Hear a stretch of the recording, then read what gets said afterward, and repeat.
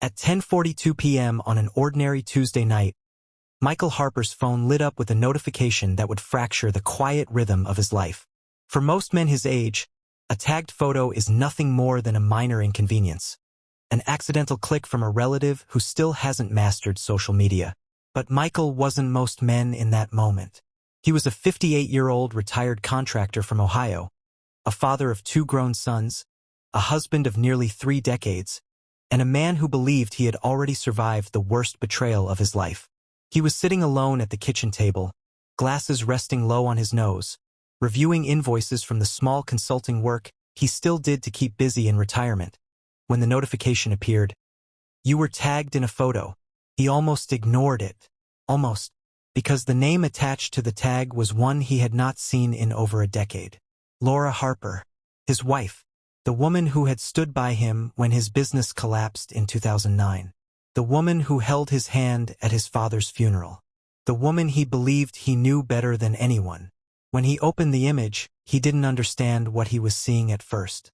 It was taken at a marina somewhere warm, judging by the palm trees in the background. Laura was smiling, wearing a summer dress he'd never seen before, and beside her, one arm resting casually on the railing, stood a man Michael had once considered a brother. A man the authorities had declared dead 15 years earlier after a boating accident off the Gulf Coast. Daniel Reed. In that instant, something inside Michael shifted. He hadn't spoken to Daniel in 12 years. He thought Daniel had drowned. He thought the investigation was over. He thought the insurance payout, the lawsuits, the whispered accusations were part of a chapter that had finally closed. He believed the past had been buried with the wreckage of that abandoned boat. But the photo proved it hadn't, because standing next to his wife, smiling like a man who had nothing to hide, was someone who was supposed to exist only in memory and in a weathered case file stored in a county archive. Before we dive deeper, let us know in the comments where you're watching from. We'd love to hear from you, and don't forget to hit that subscribe button so you never miss any of our upcoming videos. To understand how one image could unravel 20 years of marriage, loyalty, and trust, we have to go back to who these people were before that notification appeared. Michael Harper built his construction company from a single pickup truck and a borrowed set of tools.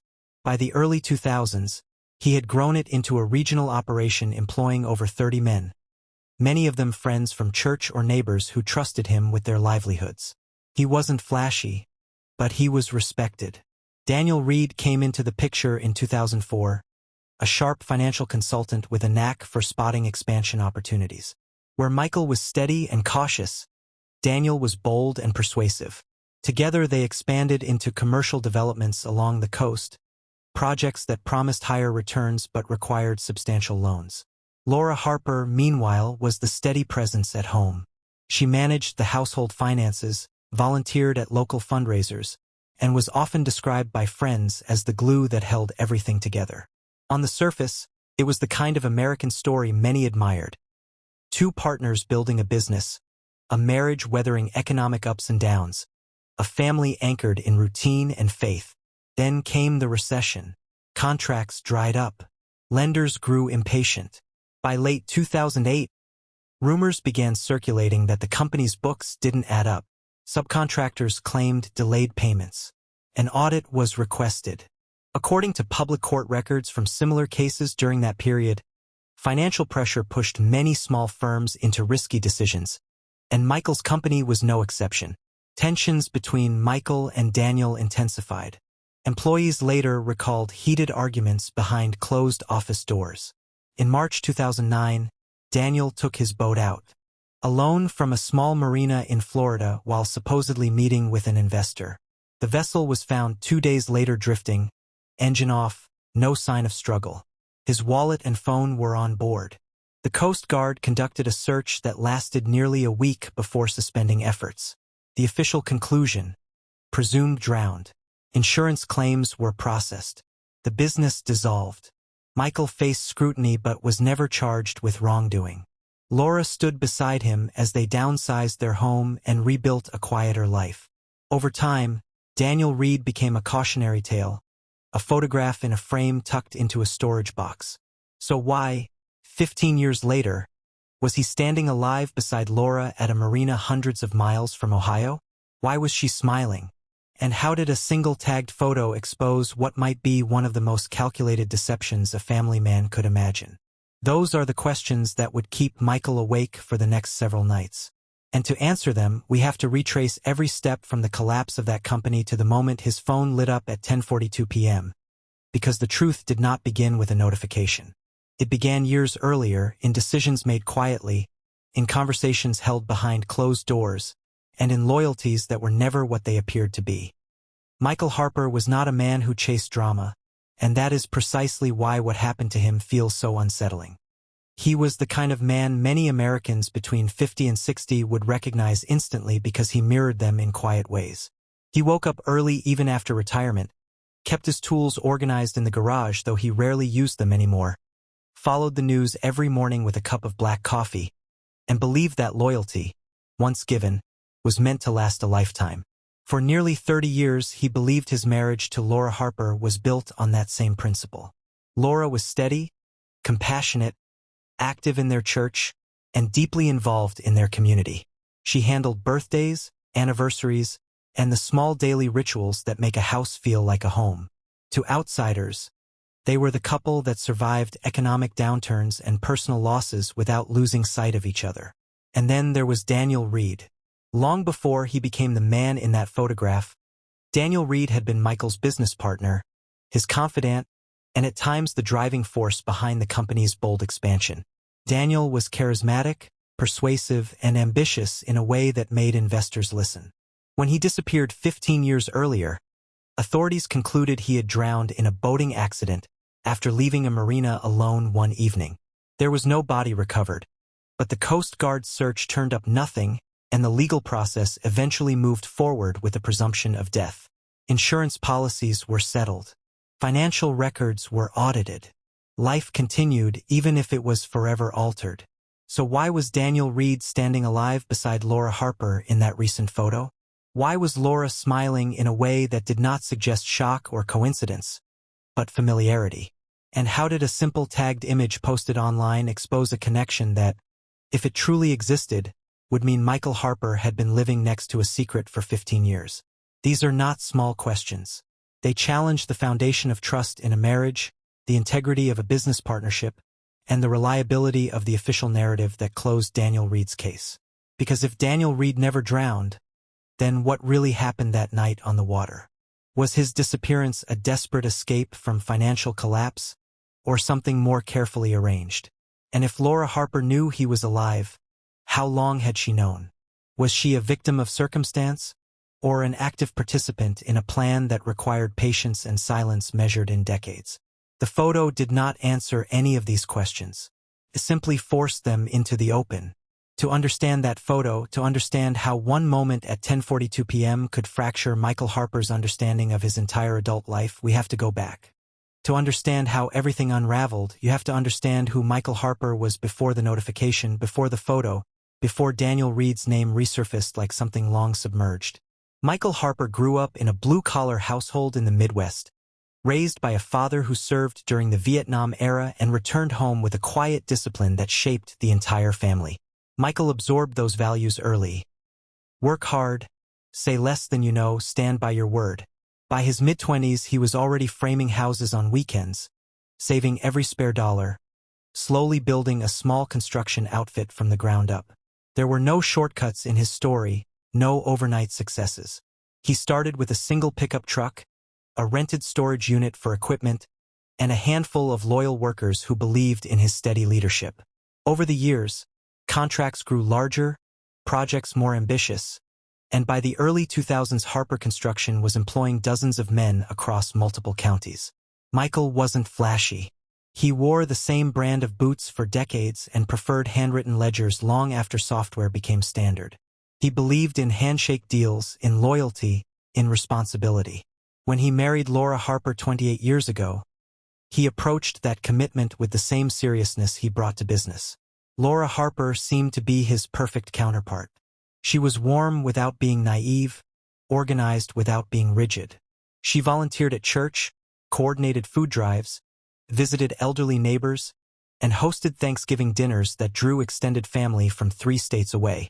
Friends described her as attentive and deeply supportive of Michael's long hours. She managed the household books with precision, making sure taxes were filed, savings accounts were maintained, and college funds for their 2 sons steadily grew. From the outside, the Harper marriage looked resilient, forged through years of shared effort. Then Daniel Reed entered the picture. Daniel Reed was different from Michael in nearly every visible way. Where Michael was measured, Daniel was bold. Where Michael relied on experience, Daniel relied on instinct and data. Daniel had a degree in finance and a background consulting for mid-sized firms looking to expand aggressively. He saw opportunity where others saw caution. When he approached Michael about partnering to expand Harper Construction into commercial coastal developments, the proposal seemed risky but promising. Daniel Reed convinced Michael Harper that they could scale faster, secure larger loans, and multiply their profits within 5 years. For a time, it worked. New contracts were signed, new employees hired, and the company's revenue rose quickly. But rapid growth brings pressure, and pressure exposes fault lines. By 2008, as the broader economy tightened, lenders began scrutinizing outstanding loans. Cash flow slowed. Subcontractors demanded payment. According to public records from similar cases during that financial downturn, many construction firms found themselves juggling debts and relying on projected contracts that never materialized. Within Harper Construction, tensions escalated. Employees later described arguments between Michael Harper and Daniel Reed behind closed office doors. Michael believed in tightening expenses and riding out the storm. Daniel pushed for one more major development that he claimed would solve everything. When the company's financial records were reviewed more closely, discrepancies surfaced. Investigators began asking questions about how certain loans were secured and whether insurance documents had been accurately filed. An insurance fraud investigation was quietly initiated. Michael Harper insisted he had trusted Daniel Reed to handle complex financial instruments. Daniel maintained that all risks had been discussed. The pressure mounted until one March evening in 2009 when Daniel Reed drove to a marina in Florida under the pretense of meeting a potential investor. He took his boat out alone just before sunset. 2 days later, that boat was found drifting, engine off, fuel partially used, personal belongings still on board. His wallet was there. His phone was there. There were no signs of a struggle, no distress call, no witnesses who saw him fall. The Coast Guard searched the surrounding waters for nearly a week. Nothing. Eventually, Daniel Reed was declared presumed dead. The investigation into insurance irregularities lost momentum without its key financial architect. Harper Construction declared bankruptcy soon after. Michael Harper believed Daniel Reed had betrayed him financially, had gambled too aggressively with borrowed money, and then paid the ultimate price when his boat never returned. He grieved the loss of a partnership and the collapse of a company he had spent decades building. He also carried resentment, convinced that Daniel's recklessness had cost him everything. Through it all, Laura Harper stood beside him, reassuring him that they would rebuild, that survival mattered more than pride. Over time, the scandal faded from headlines. The family downsized their home. Michael shifted into smaller, independent projects. The sons grew up, married, moved away. Daniel Reed became a cautionary memory, a name mentioned only when discussing how quickly fortune can turn. But what Michael Harper did not know, what he could not have imagined as he watched the Coast Guard call off their search, was that Daniel Reed never left alone. By late 2008, the pressure inside Harper Construction was no longer something that could be managed with optimism and long workdays. The broader economy was tightening, credit markets were freezing, and projects that once looked guaranteed began stalling without warning. Vendors called daily asking about delayed payments.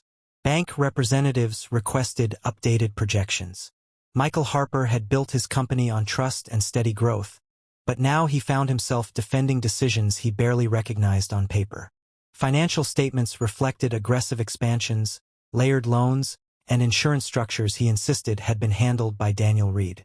What began as quiet concern evolved into a formal review. An insurance fraud investigation was initiated after discrepancies surfaced in documentation tied to a coastal development project. For Michael Harper, the investigation felt like an attack on everything he had spent decades building. For Daniel Reed, it was an obstacle that required swift maneuvering. Employees later recalled the day the tension boiled over.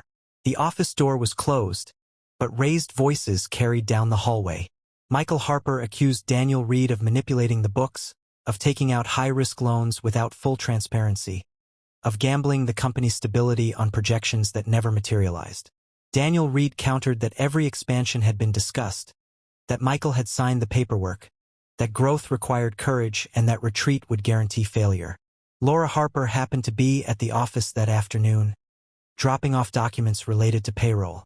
She heard fragments of the argument, enough to understand that something serious was unraveling.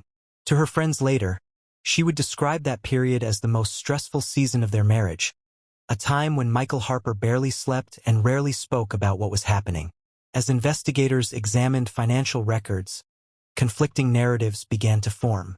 Michael Harper maintained that he trusted Daniel Reed to manage the complex financial side of the business and that any questionable filings were Daniel's responsibility. Some former employees, however, suggested that Michael had approved risky expansions enthusiastically when profits were high. They claimed both men shared ambition when times were good and that accountability only became an issue when the market turned. The truth seemed buried somewhere between loyalty and blame. Then came the night that would close the investigation in an entirely different way. In March 2009, Daniel Reed drove to a marina along the Florida Gulf Coast, reportedly to meet a potential investor interested in acquiring partial stakes in several properties. Surveillance footage confirmed his arrival. He fueled his boat shortly before sunset and left the dock alone. According to marina records, weather conditions were stable, with no severe warnings issued. When Daniel Reed did not return by the next morning, marina staff initially assumed he had anchored overnight. By the second day, concern grew. The boat was eventually located drifting several miles offshore, engine off, keys still in the ignition. Inside, investigators found Daniel's wallet, his identification, and his phone placed on the console. There were no visible signs of struggle, no blood, no distress signal. The Coast Guard initiated a search operation that extended across multiple nautical miles. Helicopters scanned the water. Boats traced potential drift patterns. Days passed without a single confirmed sighting. Eventually, the search was suspended. Local media outlets ran the headline "Local Businessman Missing at Sea," framing it as a tragic accident amid an already difficult financial climate. Speculation circulated briefly about whether stress from the investigation played a role in his disappearance. But without evidence of foul play, authorities treated it as a presumed drowning. Legally, after the required waiting period and procedural reviews, Daniel Reed was declared presumed dead. With his disappearance, the insurance fraud investigation stalled. Key financial explanations died with him, at least on paper. Harper Construction filed for bankruptcy within months. Insurance policies connected to the business were processed according to standard claims procedures. The payout helped settle outstanding debts, though it did little to restore Michael Harper's reputation or peace of mind. To the public, the case closed quietly. There was no dramatic trial, no televised confession, no final revelation. Just a missing man, a failed company, and a community that moved on. Michael Harper believed Daniel Reed had betrayed him financially, taken reckless risks, and then vanished in a tragic accident that left others to deal with the consequences. Laura Harper stood by her husband throughout the ordeal, offering support while their life downsized from expansion to recovery. Over time, the headlines faded. The investigation files were archived. The marina returned to its daily routine. Daniel Reed became a memory associated with caution and collapse. And for 15 years, that narrative remained intact. Until 15 years later, that photo. When the shock of the initial moment settled into a cold, steady disbelief, Michael Harper did what many men his age would do when confronted with something they cannot immediately process. He looked again. He enlarged the image with trembling fingers and studied every detail as if the truth might rearrange itself under closer inspection. The marina in the background was unmistakably coastal Florida, the kind of place retirees dock modest boats and fishermen gather at dawn. The sunlight in the photograph suggested it had been taken recently, not years ago. Laura Harper stood near the edge of the dock, her posture relaxed, her expression unguarded. And beside her was Daniel Reed, older but unmistakable. Time had added lines to his face, but it had not erased the thin scar along his jawline, a mark Michael remembered vividly from a job site accident years earlier. On Daniel Reed's wrist was a stainless steel watch Michael had once given him as a gift after they closed their largest contract. Michael felt his throat tighten as recognition hardened into certainty. The tag came from an account named Dreed 1971. The username alone made his pulse quicken. He clicked the profile. It was private.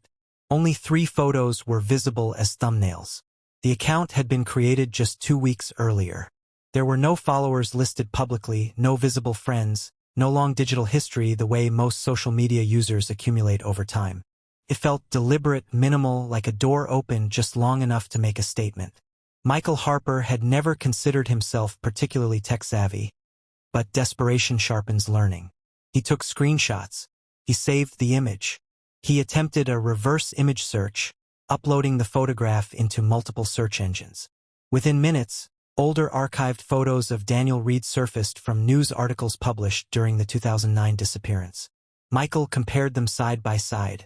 The same jawline, the same scar, the same slight tilt of the head when smiling. Even the watch appeared identical.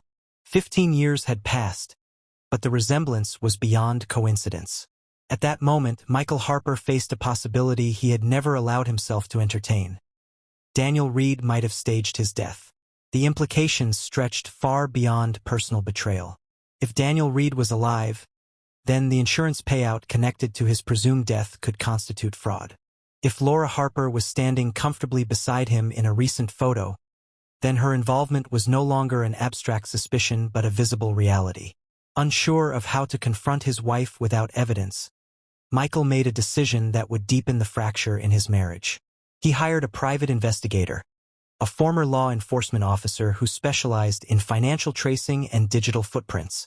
The investigator began with basic steps, tracking the IP activity associated with the Dreed 1971 account, analyzing metadata from the image, and reviewing publicly accessible records. The photo's metadata indicated it had been uploaded from a device located in Florida. Meanwhile, the investigator examined Michael and Laura Harper's joint financial history over the past 15 years. What he found shifted the situation from emotional turmoil to potential criminal exposure. There were periodic withdrawals from shared accounts that Michael had never scrutinized closely, amounts small enough at first to avoid drawing attention but consistent enough to suggest a pattern. Over time, those withdrawals accumulated into significant sums. The transactions coincided with what Laura had described as girls' trips to Florida. Annual vacations, she claimed, were for relaxation with friends from church. Airline records confirmed travel to coastal Florida on multiple occasions. Hotel stays were paid in cash. Further analysis revealed irregular phone activity tied to prepaid numbers purchased and discarded over the years. Burner phone usage is not inherently illegal, but its presence alongside concealed financial transfers painted a troubling picture. When confronted gently about some of the withdrawals, Laura Harper attributed them to charitable donations and private assistance to a struggling friend who valued discretion. The explanation felt rehearsed yet incomplete. Michael Harper found himself oscillating between anger and disbelief. Was Laura being coerced? Was Daniel Reed blackmailing her with information from the past? Or had their connection continued long after the official mourning period ended? The private investigator's findings were substantial enough that Michael approached authorities, presenting the photo and the financial irregularities. Law enforcement reopened Daniel Reed's case. Detectives reviewed archived files, insurance documentation, and maritime reports from 2009. One detective stated plainly that if Daniel Reed was alive, the original insurance payout would be reclassified as fraudulent, triggering federal investigation. Subpoenas were prepared for additional banking records. The digital account, Dreed 1971, was flagged and monitored. As the investigation intensified, Michael Harper felt the narrative he had relied on for 15 years dissolving piece by piece. The man he believed had betrayed him financially and then drowned at sea was possibly alive and communicating with his wife. The marriage he believed had survived scandal through shared resilience might have been built on concealed transactions and hidden trips. And yet, even as financial irregularities surfaced and legal implications expanded, a deeper realization began to form within Michael Harper. Because while money can be repaid and insurance claims reversed, trust once broken reshapes every memory that came before it. And the real betrayal, he would soon discover, wasn't financial. As investigators dug deeper into financial records, travel histories, and archived communications, a pattern began to emerge that reframed everything Michael Harper thought he knew about his marriage and his former business partner. Subpoenaed bank statements revealed that the withdrawals from joint accounts were not random acts of generosity but structured transfers timed shortly after Laura Harper's trips to Florida. Surveillance footage obtained from a small coastal bank showed Laura making deposits into an account opened under a different name, an account that investigators would later connect to Daniel Reed through biometric identification and federal identification crosschecks. What began as suspicion hardened into documented fact. Laura Harper and Daniel Reed had maintained contact long before the 2009 disappearance. Old email archives recovered from a decommissioned server contained messages that were personal in tone, affectionate in language, and unmistakably intimate. The timestamps dated back to 2007, well before Harper Construction collapsed under financial strain. The affair had not begun as a reaction to crisis. It had existed alongside the marriage and the business partnership, hidden in plain sight while Michael Harper trusted both individuals without reservation. Further review of financial communications revealed conversations about life insurance policies, asset protection strategies, and the possibility of starting over somewhere warm. Investigators concluded that the boating accident was not a tragic miscalculation but a staged exit. Daniel Reed had researched maritime disappearance cases extensively in the months leading up to March 2009. GPS logs suggested the boat had been set on a slow drift pattern before being abandoned. The wallet and phone left behind were not oversights but props designed to suggest sudden catastrophe. Daniel Reed assumed a new identity shortly after the search was suspended, obtaining documentation through fraudulent channels that allowed him to live quietly under an alias in Florida. Laura Harper, according to the prosecution's later filings, funneled money to him gradually, careful to avoid large transfers that would attract scrutiny. Over 15 years, the amounts accumulated into a significant sum, enough to support a modest but comfortable existence out of state. When the case moved to court, the evidence was laid out methodically. Michael Harper sat in the witness stand and recounted the partnership, the collapse, the night he watched news reports of Daniel Reed's disappearance, and the years he believed he had rebuilt his life alongside a loyal spouse. His testimony was steady but visibly strained, a man recounting memories that now felt contaminated. Laura Harper eventually took the stand. Under questioning, she admitted to the affair and acknowledged her role in assisting Daniel Reed after the staged accident.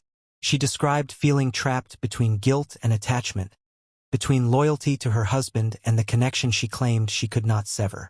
The courtroom listened as the timeline was reconstructed in detail, the planning conversations, the insurance strategy, the calculated exit. It became clear that the boating accident had been orchestrated to provide Daniel Reed with financial relief and a clean break, while Laura Harper maintained her public role as a devoted wife. But the revelation that stunned even seasoned observers was not merely the existence of the affair or the staged death. It was the motive behind the recent photo. Digital forensics traced the Dreed 1971 account to a device linked to Daniel Reed's alias. Metadata confirmed that he personally uploaded the marina image and deliberately tagged Michael Harper. This was not an accidental resurfacing. It was intentional. Investigators uncovered recent communication indicating that Laura Harper had reduced and eventually stopped the payments to Daniel Reed after mounting pressure from renewed financial reviews and subtle suspicions from Michael. Daniel Reed's lifestyle in Florida had grown more expensive over the years. Without the steady inflow of funds, his security was threatened. By tagging Michael Harper publicly, Daniel Reed created leverage. He forced exposure as a means of regaining control. He wanted Laura Harper to feel the consequences immediately, to face her husband's questions, to restore the payments out of fear of full disclosure. It was a calculated move rooted in desperation. What Daniel Reed did not anticipate was that the digital trail he left behind would be so precise, so traceable, and so incriminating. Because in choosing to tag Michael Harper deliberately, Daniel Reed did more than reopen a marriage's wounds. He reactivated a closed federal file and placed himself back within reach of the legal system he had once escaped. But Daniel Reed made one fatal mistake. Federal investigators confirmed that Daniel Reed had assumed a new identity and traced financial flows connecting him directly to Laura Harper. The case escalated rapidly. A joint task force coordinated with authorities in Florida, narrowing down Daniel Reed's suspected residence to a coastal county not far from the very marina where the tagged photo had been taken. Surveillance data, bank withdrawals, and utility records pointed toward a modest waterfront rental registered under his alias. After 15 years of absence from official records, Daniel Reed was no longer a ghost story from a failed business.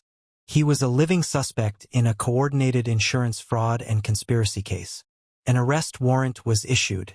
For Michael Harper, the news produced no satisfaction, only a heavy exhaustion that settled into his posture and speech. He had once grieved Daniel Reed as a lost partner, then resented him as a reckless man who dragged a company into bankruptcy. Now he understood that Daniel Reed had been living quietly while he rebuilt from ruin. Authorities prepared to execute the warrant before dawn, coordinating carefully to avoid giving Daniel Reed any opportunity to flee. But when officers arrived at the address tied to his alias, they found the residence recently vacated. The furniture was gone. The lease had been terminated days earlier. Neighbors reported seeing a moving truck late at night but assumed it was routine. Inside the abandoned property, investigators found little more than discarded packaging and a wiped laptop drive. It was clear Daniel Reed had anticipated intervention. Financial analysts reviewing recent transactions discovered that the account linked to Daniel Reed's alias had been emptied 48 hours before the attempted arrest. The final deposit into that account originated from a transfer authorized by Laura Harper. The amount was larger than any previous payment, enough to fund a relocation and provide temporary security.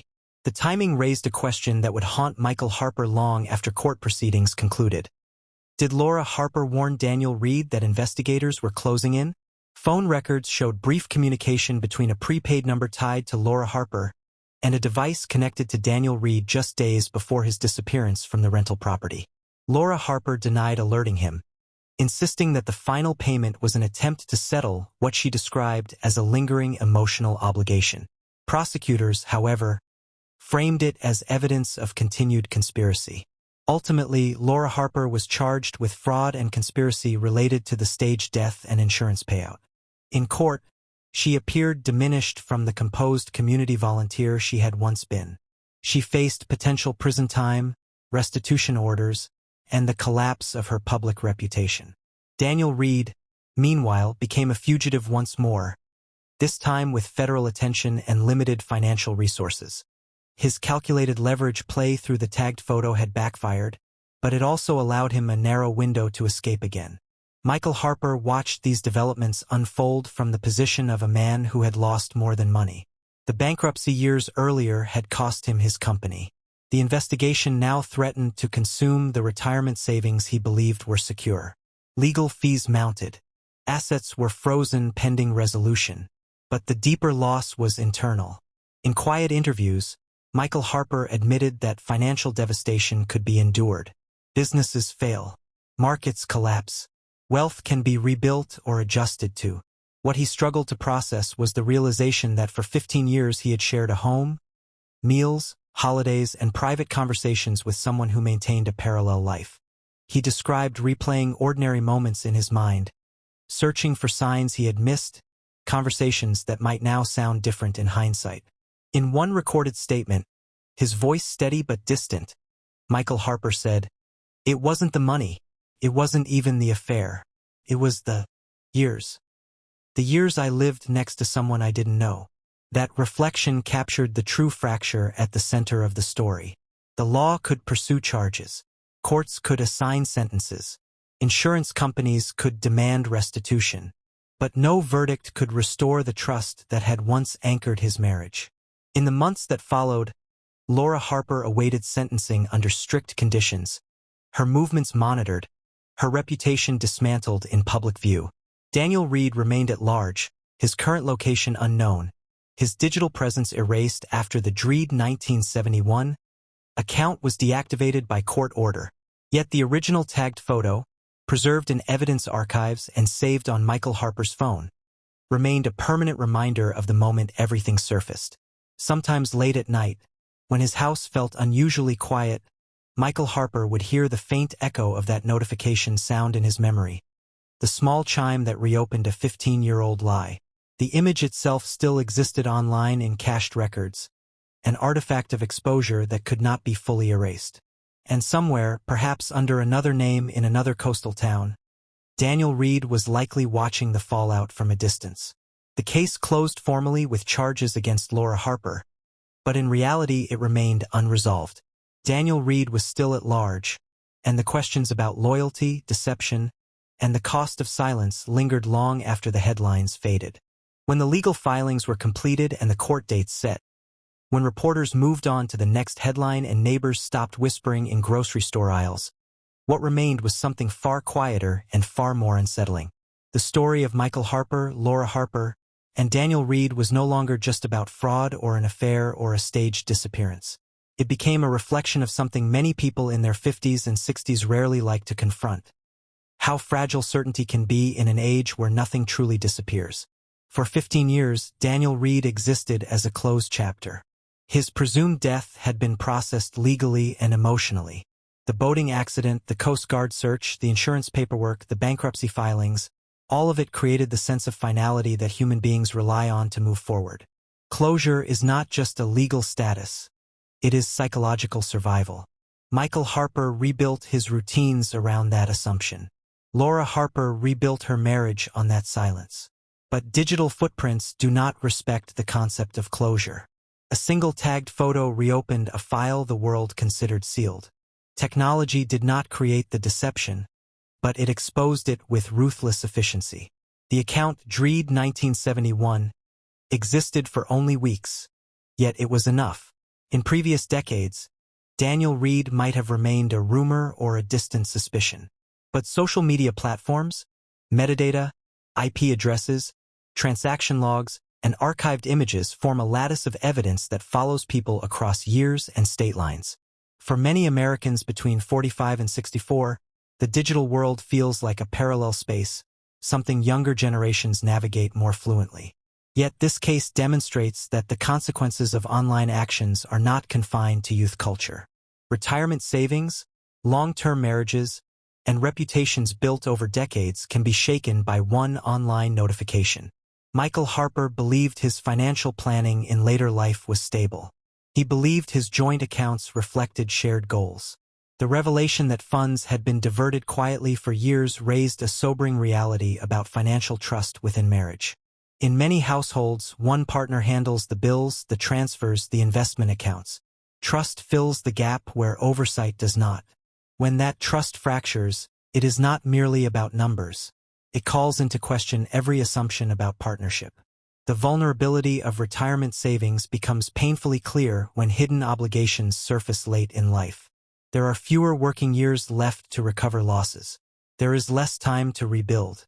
Beyond finances, the story challenges assumptions about loyalty and familiarity. Long marriages often develop into something resembling certainty. Couples know each other's routines, preferences, habits. They share decades of shared history that feels like proof of transparency. But as Michael Harper learned, familiarity is not the same as full knowledge. It is possible to live beside someone and still not see the entire picture of who they are or what they carry privately. Technology has added a new layer to that dynamic. Burner phones, private accounts, encrypted messages, and discrete transfers make parallel lives easier to maintain, at least temporarily. At the same time, that same technology makes exposure more likely. The illusion of secrecy competes with the permanence of data. The same platforms that allow hidden communication can archive the evidence of it indefinitely. There is also the broader question of whether ignorance might sometimes feel safer than truth. If Daniel Reed had never posted that photo, If Laura Harper had continued her payments discreetly, if the account Dreed 1971 had never existed, Michael Harper might have lived the remainder of his life believing his marriage endured hardship honestly. He might have enjoyed retirement without revisiting old wounds. The law would not have reopened the case. The past would have remained undisturbed. Yet would that life have been better? Or would it have been built on a false peace? For viewers who have navigated decades of work, marriage, and financial responsibility, the story resonates because it sits at the intersection of trust and technology. It raises uncomfortable questions about how well we truly know those closest to us and how dependent we are on systems that record more than we realize. In the end, the tagged photo was not simply a piece of digital evidence. It was a reminder that time does not erase actions. It only buries them beneath layers that can be peeled back in seconds. And so the lingering question remains, one that extends beyond Michael Harper and into every long-term relationship shaped by shared accounts and shared histories. If that photo had never appeared, would ignorance have been better? As we reach the end of Michael Harper's story, the facts remain documented, but the emotions remain unsettled. A tagged photo reopened a presumed death case, exposed a 15-year deception, and left a retired contractor from Ohio questioning nearly 3 decades of shared life with Laura Harper. Daniel Reed is still at large, somewhere beyond the reach of the warrant that bears his name. Laura Harper awaits the final consequences of decisions that began long before the boating accident in 2009. And Michael Harper, like many men watching this story unfold, is left with a different kind of reckoning, one that cannot be resolved by a courtroom verdict. Because beyond the fraud, beyond the staged disappearance, beyond the money transferred quietly over years, the deeper issue is what any of us would do when the foundation of our certainty collapses in a single moment. So I want to ask you directly, and I want you to answer honestly in the comments. Would you have confronted Laura Harper immediately the night that photo appeared? Or would you have gathered evidence quietly the way Michael Harper did? Do you think Daniel Reed tagged the photo out of revenge after feeling abandoned? Or was it pure desperation from a man who saw his financial support slipping away? And if you were Michael Harper, sitting at that kitchen table at 10:42 p.m., staring at the face of a man you believed was dead standing beside your wife, would forgiveness even be possible? These questions are not hypothetical in the abstract. They reflect choices that real people make under pressure, choices that reveal character more than comfort ever does. Stories like this remind us that technology has changed the way secrets survive. A single notification can reopen a decade of silence. A single image can challenge years of trust. And sometimes the smallest digital detail carries the weight of an entire hidden life.